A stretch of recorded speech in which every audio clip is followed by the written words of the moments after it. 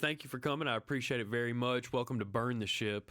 The goal of Burn the Ship is to connect entrepreneurs or professionals that can help you go all in on your business, right? We talk to a lot of people that have walked the walk, talked the talk, been through all the things that we experience as small business owners.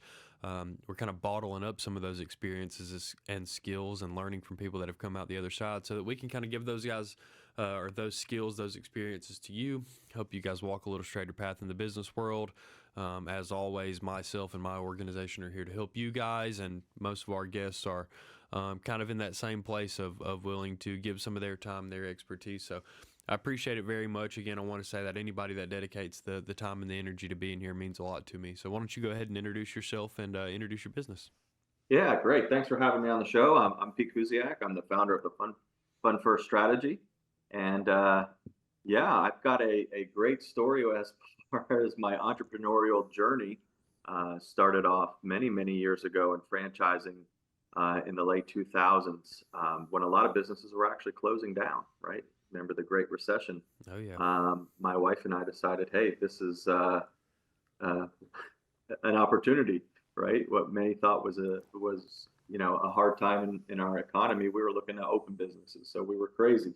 But we came from a background in a specific franchise. It was called the Little Gym, and we both worked at the corporate headquarters, so we knew the product inside and out. We knew how to deliver the operations inside and out. It was just a matter of learning what it was going to take to be a business owner. So we felt confident going into that decision.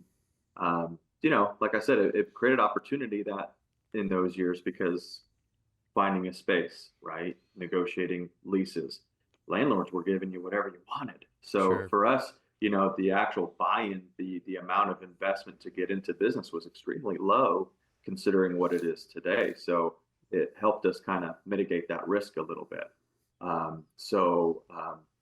It wasn't too long after we opened our first one. About a couple of years later, we opened the second. A year after that, a third location. So we had rapid growth in a 5-year time span where we had three um, franchises. So the neat thing about franchising with us was it was just a copy paste, right? We're just very Sure. confident in moving forward to the point where once we started building layers of management, my wife and I could back out of those operations. Eventually, I backed out of the businesses altogether and just became an absentee franchisee, which is a great place to be because then I could go dabble and play in other fields and actually went back to coaching and consulting and worked with many other different franchise brands, coaching and consulting and doing operations and helping with sales and training and all sorts of things that I just enjoy doing. So, yeah, it's been a neat journey so far. So how did you go from the little gym to kind of what you're doing now where you're promoting the fun first strategy? Yeah, so all my time invested with different brands and mainly in that service sector, plus my own businesses, kind of helped me think and sit back and really say to myself, what is the key attribute to a successful business, right? Because I mean, we're talking thousands of businesses that I've been associated with, right? From a coaching training perspective, coaching small business owners, managers, team members, all sorts of different folks. And there just seem to be these consistent behaviors that I noticed, right? Even in our own businesses that my wife and I ran. And it was the businesses that had the most fun were the most successful. So I said, I think there's something really tangible to that. And I had, obviously read lots of business books and had tried different theories and strategies in business and kind of learned some lessons along the way. But I said, if we could make a business strategy that was exciting and playful and fun, I think people would adopt it. I think they would actually implement that where they could realize that they could have the successes that they want without having to like beat themselves up and grind, right? And it's not to say that you don't work hard when you're having fun. You certainly do, but you should really think about, um, you know, how to enjoy that process better, Sure. right? And how to really play along and have fun. So I came up with the Fun First strategy a couple years back. Actually wrote a book, right? That's kind of what stemmed this whole um, thing. right? I say it was the strategy that created a business because once I kind of came up with this strategy, I wrote a book, wrote all sorts of different concepts. I call it Drop the F Bomb in Your Business. It just Hmm. launched January 23rd and having some fun with play on words there. Drop the fun bomb in your business. And what would that would look like from a strategy perspective? Right? What would that mean to your business if you had fun customer service? If you had uh, people on your team that bought into this amazing, irresistible culture of fun, right? What would that mean? What would that do to your business?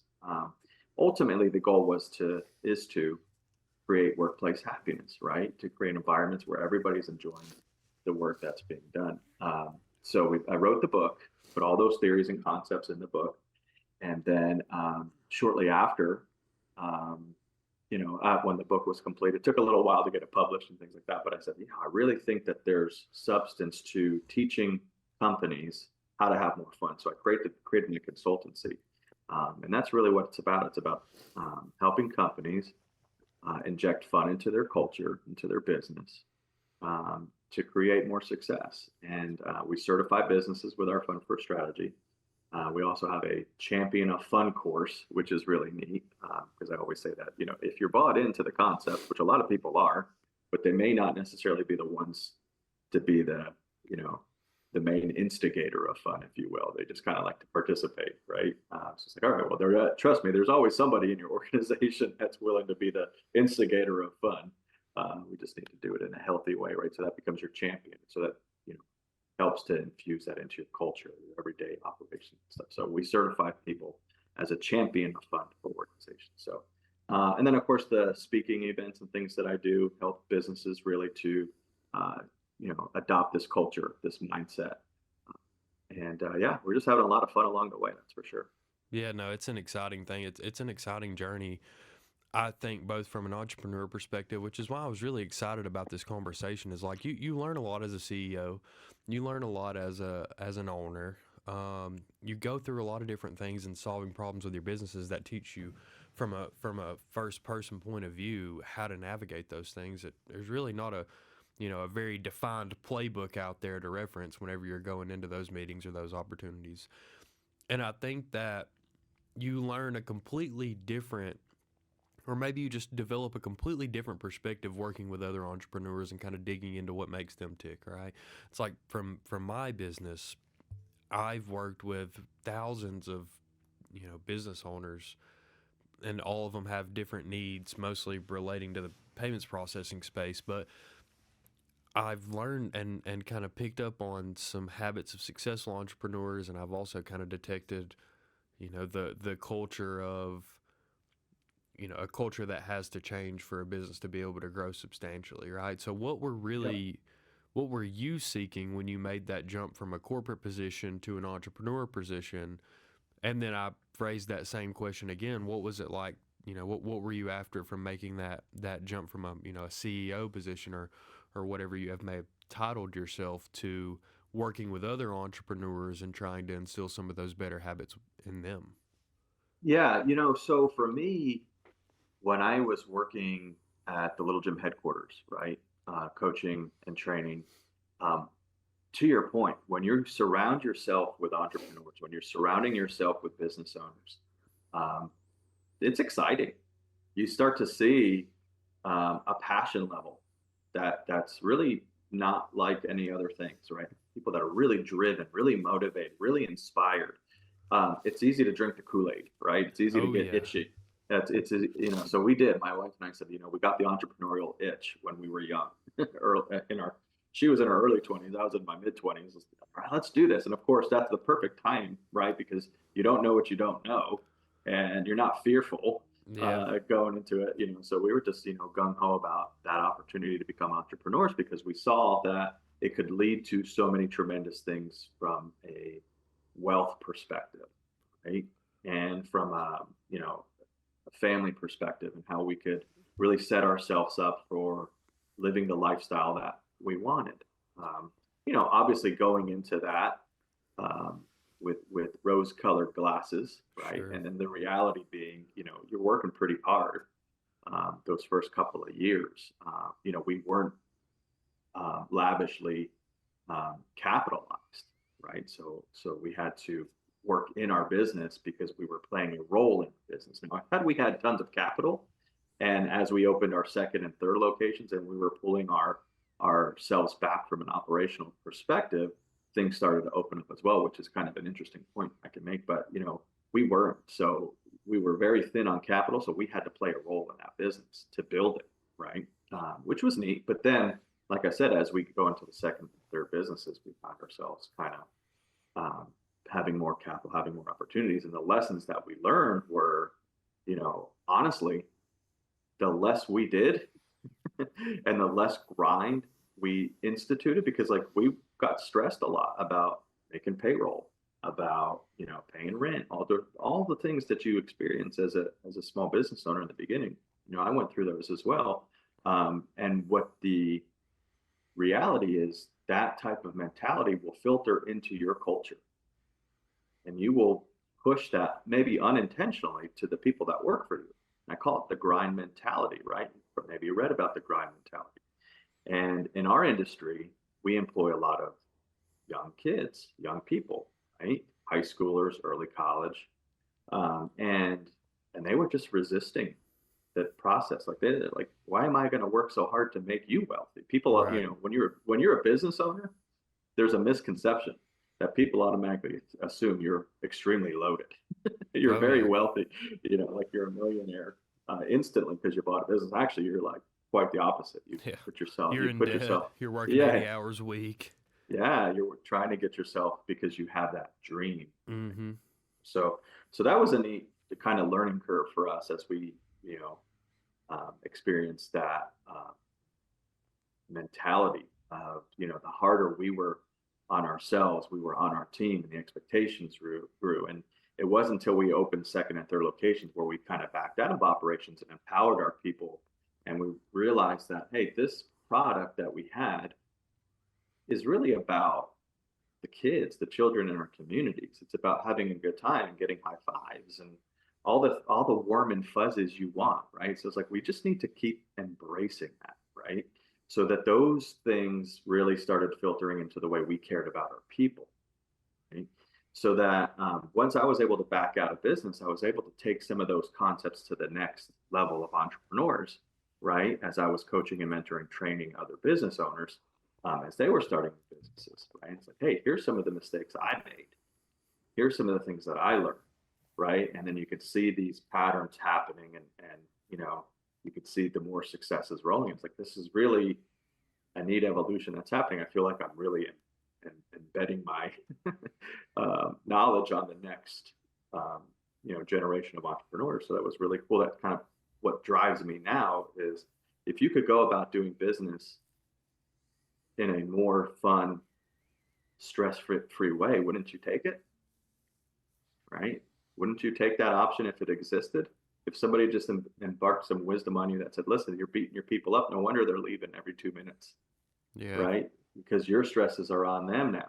And, you have to kind of always remember, I always, remember why we got into business, right? Why we wanted to do things. And I just think that that's a neat process that happens with entrepreneurs. It's like you're really, really excited at first, and then you're Yeah. buried in, and for some people, unfortunately, they can't get out of that mentality. When things aren't going their way, it's just like you spiral, right?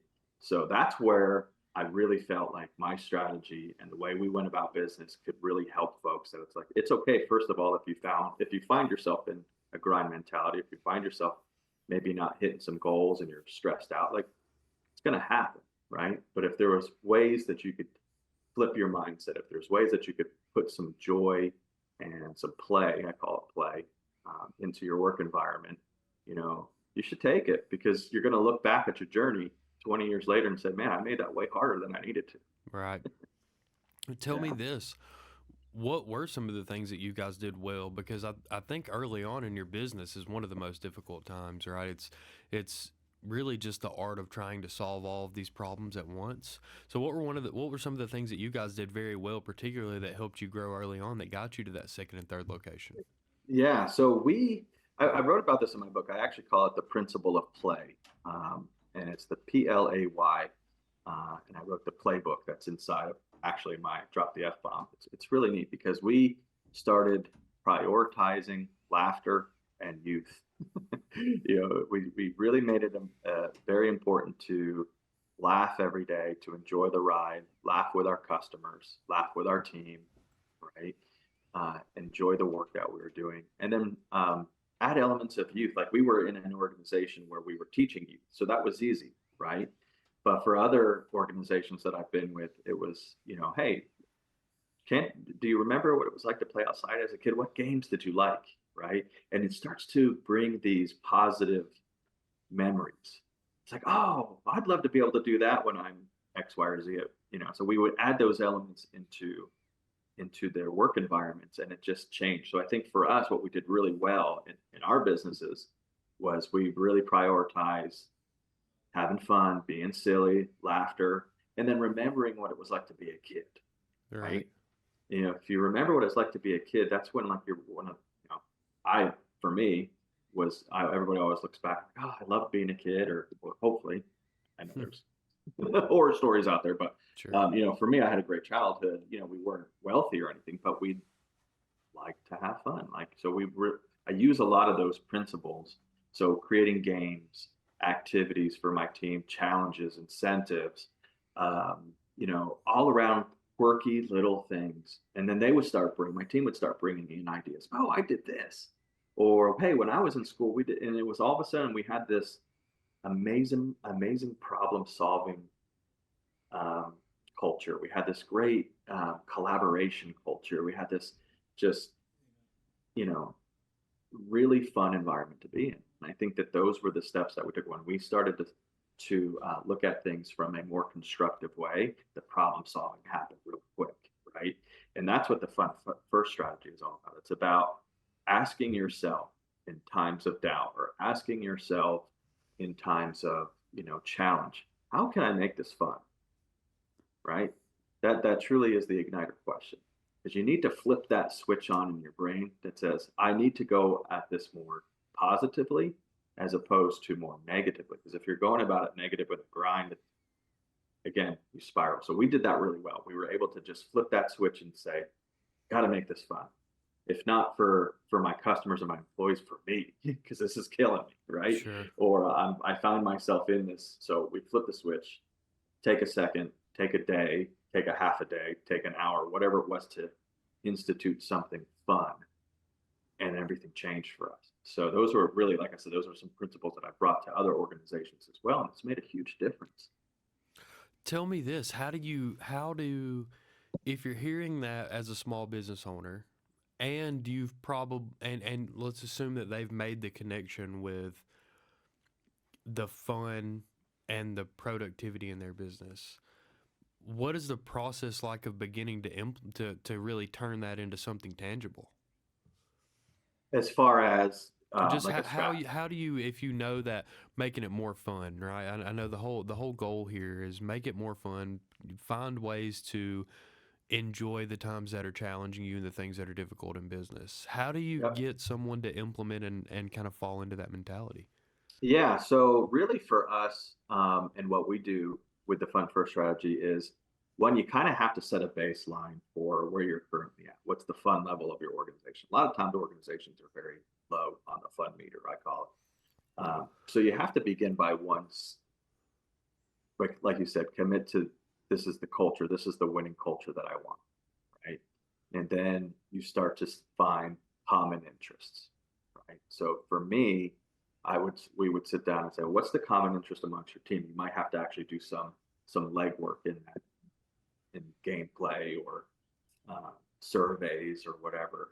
Usually, it's within a fun interactive game. We would find some common interests, and if you can start theming activities, theming work weeks, theming months, theming incentives, theming quarters, half a year, what you'll start to see is that people are enjoying that experience as they're trying to achieve a goal, right? So a lot of times, what companies will do is they'll say to me, "Hey, we're a lot of fun. We go out and we celebrate all the time." I'm like, "That's great, but that's kind of the opposite of what we're trying to do when building a fun first culture, right?" because it's actually fun after culture. You Right. following me? So Oh it's yeah. like we will have fun, but we have to do this, and this first. A lot of it's dollars driven, sales driven, um, goals driven, and that's awesome. Don't get me wrong. I certainly think that there's a lot of companies that need to do more of that anyway, right? But my theory and my concept is more about my strategy is more about weaving it into the day to day, right? So if you can find a common interest among your team, right? Building culture, actually playing games, instituting in your meetings, um, every email, whatever the case might be, you're going to start to find this culture just weaving itself into your day to day, right? So I would say, one, adopt the strategy and understand, hey, where are we on the fun meter of our culture already, and how can we, take it to the next level? Well, we need to find the common interest of our team, and then we need to start pulling that into themes, theming our days, theming our weeks, right? And just doing it. But then it's about bringing the people in that can align with your brand of fun, right? Because not all fun is the same, right? I wrote about this in the book that there's diverse perspectives of fun. So as you're finding this common theme, um, I'll just throw out a thing like this. Say everybody in your, I saw that you had a pair of Nikes. I'm a big Nike guy myself, Hmm. right? So like we come to work and we're all bragging about our Nikes, right? It's like, okay, hey, I got something here. I noticed that there's this kind of underlining theme of, hey, all my team loves Nikes. I wonder how we can build that into some fun elements of what we're doing, right? And then you would work with me as your consultant to kind of build those out, things like that. But really, what we would um, try to get to is like, okay, can we incentivize around? Can we have a competition around? Can we have a fun shoe day every Hmm. Wednesday, right? And you're just kind of adding these things in, so that you're really building upon it. So this is really where drop the F bomb comes in, is because it's a culmination of lots of things, right? So we all like the same shoe. We're allowed to wear these fun shoes to work, right? We motivate each other through Nike sayings or whatever. We've got visuals in our break room. We have all sorts of things, right, in our culture. We're bringing people on and say, hey, man, do you like Nikes? We like Nikes here. We Yeah. celebrate, whatever the case might be, right? And we're telling silly jokes about that, whatever the case might be, right? All building up to, hey, we have an incentive going on that, you know, as we hit this goal, then you get this pair of shoe, right? So again, it is an end reward, but you're also still building layers in between, Sure. right? Where you're having some fun through your emails, you're having visuals in your store, your office, whatever the case might be, and finding some quirkiness there, right? I had one organization I worked with loved cats. Go figure. They like themed their entire organizational Hmm. culture around cats. I was like, how silly is that, right? But it worked for them because there's so many funny memes about cats. So they'd be sending each other these funny memes, and just kind of it was silly, but it motivated folks throughout the day. And as they brought new people into the organization, said, listen, we're a fun organization, but you have to align with our brand of fun, right? Because we're quirky. We like cats. If you like cats, you're going to fit in really well here. If you don't, well, that's okay too, but you may not be a good fit, right? So finding out what that perspective of fun is, own it as an organization, right? So I think that that's really key. Um, as you um, as you bring people in, they can start to adopt that perspective, right? The only thing I caution folks on is you're looking at a theme or you're looking at your brand of fun, right? And understanding what that means to your organizations. You have to remember the rule of grandma, right? The rule of grandma says if you wouldn't do it in front of grandma, don't do it in the office. Hmm. You'd have an HR nightmare, right? So be careful with that. Locker room culture, different things, like stay clear. You want this very much clean. Don't, keep the rule of grandma in play. So yeah, so a good theme, right? Theme all your games, theme all your meetings, theme your break rooms, theme um, your days of the week, whatever it is, to kind of build that culture throughout what you're doing, which leads to maybe a neat incentive and then an even bigger incentive. Golf is a great example, right? So a lot of folks like golf. Like, oh, hey, I found a common theme. Everybody in my office is a big golfer. Hey, this is great because you can actually start to one do the memes every day. There's tons of inspirational golf quotes out there to get people fired up in the morning. You could surprise the team one day as they come in. The entire office is set up as a miniature golf course, right? And just have some time playing before a meeting, putt putt in the office, things like that. Again, we've seen that some of those things, but take it to the next level, right? Add some elements of surprise there. Once a month you do a golf outing, once a quarter, right? You maybe do something even bigger where if there's a local golf tournament going on, maybe you go and take a visit there. So again, you're celebrating some victories along the way, but you're building that culture too. And there's tons of games and all sorts of ways to just kind of keep people having some fun. Having fun with your customer is another layer of this too that I wrote about in the book.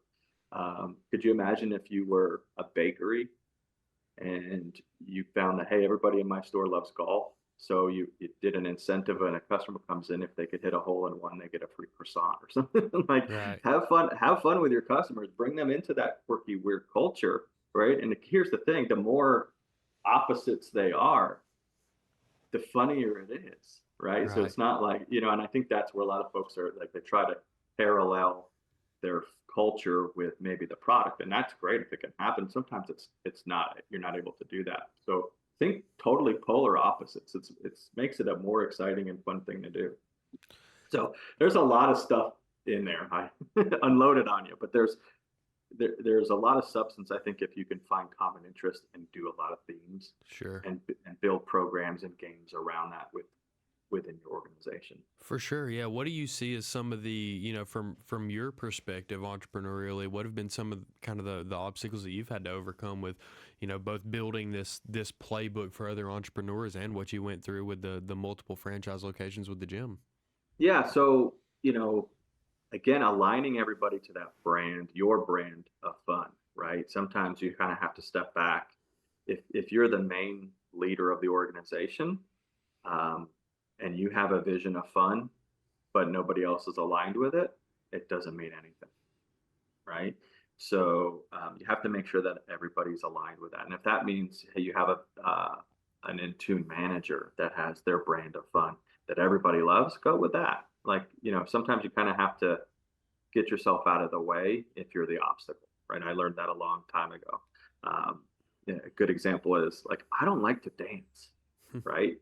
I hate to dance, but that doesn't mean I don't like to watch people dance and have a good time and like music and things like that. I'm just not going to be the one to instigate a dance competition or go see, Right. or go see the ballet or something.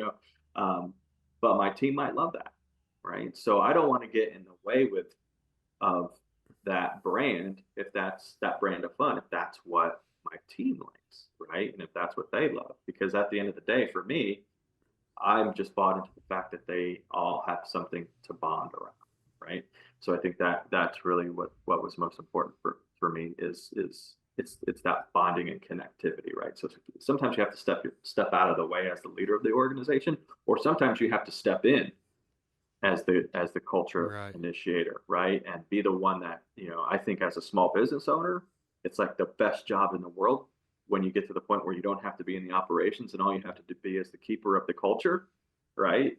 It's a wonderful experience, especially if you adopt something like, a fun first culture, because it's exciting and when you look forward to going to work every day because like, what Hmm. am I going to do for fun today, right? It's a different mentality. So that may be you. That may be the role that you play in your organization as the keeper of the culture. So just be careful that you're pushing the culture Leading in the that you right want. direction. Yeah. Yeah, yeah, yeah. Well, tell me this: if people want to find you and do some business with you, or find your book and purchase a copy for themselves, how do they find you? Yeah, so my website is www.thefunfirststrategy.com. You can see the services like I talked about, the champion of fun, or if you want to certify your business as a fun first business, that's really a neat process. You can do that through my website. You can order a signed copy of my book through the website, but you can also go to any online realtor. It's Barnes and Noble, Target, Amazon. The book's everywhere. So, um, feel free to grab that wherever you'd like. But it's called "Drop the F-Bomb in Your Business with the Fun First Strategy." You'll learn a lot of the concepts, the things that we talked about. The P.L.A.Y. book is embedded in that, so you'll actually have tangible plays, games, and different things that you can do within your organization to create a more fun, forward company. And yeah, Yeah, no, that so makes a lot of sense. Like I said, I mean, I think that the deliverables within the book and just the mindset that it puts you in to make sure that you're orienting the direction of your company in alignment with yourself and your values and the values of your team, and letting them know that that's important to you as well, and that there are some similarities between the two is a super important thing, and it's not the easiest thing in the world. You know what I mean? And it's definitely learned behavior. Like I say it all the time. It's things that you have to learn. You have to seek out that knowledge, and it is valuable. So I look forward to acquiring a copy myself, my friend. It's exciting to me. I'm glad that you're able to put it out on paper and put it out for the rest of us. yeah, thanks. I'm a deep thinker, so it was very therapeutic to kind of really lay that out there. And I think you had asked me before some of the obstacles. I mean, listen, fun and business, sometimes people see as polar opposites, right? So crossing that bridge is a big first step. So grab the book.